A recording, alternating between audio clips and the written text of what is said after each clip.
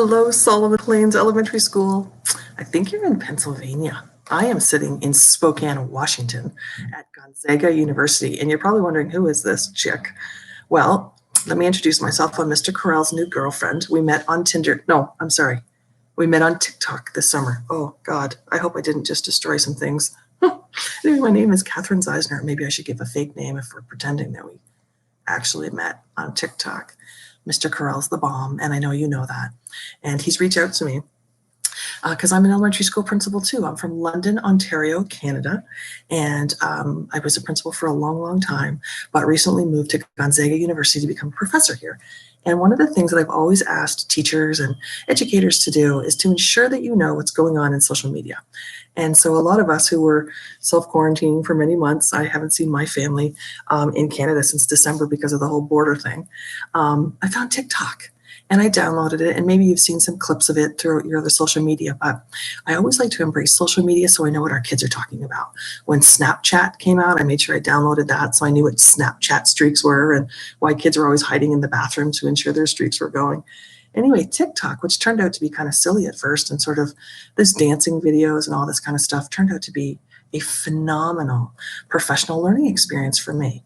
I made a few funny videos at first, just sort of introducing myself, and then sort of found my niche about thanking people in education by recreating their jobs. I pretended to be a secretary one day and a custodian one day, and pretended to be on yard duty as a principal and stuff. And one of the things that's become really important, and this is why I know that you have a phenomenal leader with you, is every night, 4:30 to 6:30, we do a live broadcast. And it's a great opportunity for my followers to come on, and we have this huge professional learning discussion for a couple hours where everybody poses questions, and then everybody that's in the chat answers. And your amazing principal came on, of course, and introduced himself and told us all about how amazing you are. And he asked if I would say hello to you and just give you a couple of words of advice. And I hope he shows you a couple of videos so you can have a giggle. So, Mr. Corral, make sure you show them the yard duty videos, the before COVID one and the during COVID one, because I think you'll get some giggles. Listen, I need you as you're driving to work this fall, and I know it's coming up. I don't know about you, but do you have a walk-up song? You know, on baseball, the way the baseball player walks up to hit and you're driving to work. Do you have a drive to work song? Mine's like just always cranked. But one of the things I want you to think about on your way to work is that we're not creating a new normal. This is not going to be normal fall. We're creating a new reality. And this reality can be pretty spectacular. And the reason why we know it's spectacular is because you're amazing educators. And John Hattie, who's one of my favorite researchers of all time, has proven for the last 40 years that the teacher is the most important person in a student's life for them to have the most success. It's not the environment, it's not the school, it's not social economical background, believe it or not, it's the teacher. So I'm here with Mr. Corral to tell you, you're amazing. You're going to create the reality that your students need. And I want you to think of a couple of things. The first thing I want you to think of is, what's your word for the year? Do you ever have like a word, like a theme year, a theme word? Mine this year is presence. I have really bad anxiety and always have, even as a school leader. And anxiety is about worrying about things you can't control in the future. So if my one word for the year is presence or present, then I know that I can live with that. I can live with what's happening right now. I also normally have a theme for the year. I used to do that when I was a grade 7 teacher. Heroes was a theme one year, those kinds of things. But this year, I have a theme as a professor, and it's one day at a time. Because you and I both know things could change tomorrow. So if we're being present and we're living in one day at a time, then our anxiety will be reduced, and most importantly, our students' anxiety will be reduced. So I want you to talk about that sometime today. And your principal, he's made a pretty courageous one-word TikTok that I hope he shows you too, and you should be really proud of him, because it's not easy to put yourself out there on a huge 80 million person platform to share what your one word is, and I'm very proud of him. The second thing I want you to do is live your year as a triangle. For those of you that love math and teach math, you know that the triangle is one of the strongest shapes that we teach and use, and carpenters love it, etc. But a triangle, mostly important for your health. And the first peak is your physical health, your emotional health, and your mental health. And throughout the day, throughout your weekends, throughout your weeks with your students and yourselves and your colleagues, that you're constantly talking about, what did you do today to be physically well, moved, yoga, swam, walked, whatever. What did you do for your emotional health? Who'd you talk to? Did you journal? And what are you doing for your mental health?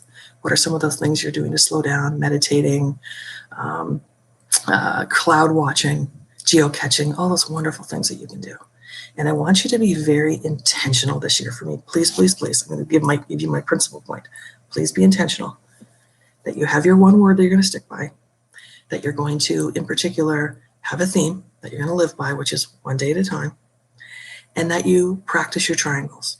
You did something physical, something for your emotional health, and something for your mental health. Because we need you. Your students deserve you and your believable curriculum documents that you can have with expectations, exemplars, and resources so that you don't have to recreate the wheel. And while I've been out here in the States, that's what I've learned is your curriculum, you've got that core thing that you have, but where I come from in Ontario, we give these huge thick curriculum documents to our teachers. So you don't spend so much time worrying about that. You focus on the learning. And one of the things as a leader, I always try and flip my thinking a little bit that I don't want to be a manager, I want to be a leader. And when I'm in the classroom, I want to focus more on learning than teaching. And I know that might be a little weird thinking, but remember, we're making a new reality. So I hope this is the year where you take some risks, where you are well. You obviously have a phenomenal leader who wants you to be happy and healthy and cares deeply about you. And I think you'll enjoy some of the fun he's going to show you today.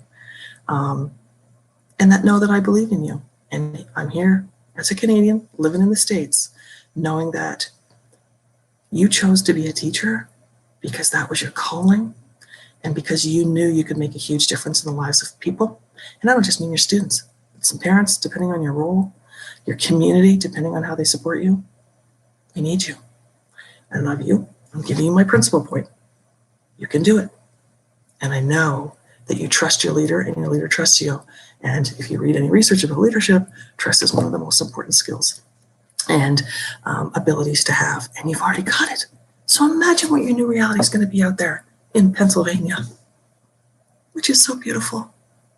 Anyway, I love you. I'm the line leader today. I don't know if you know what a line leader is.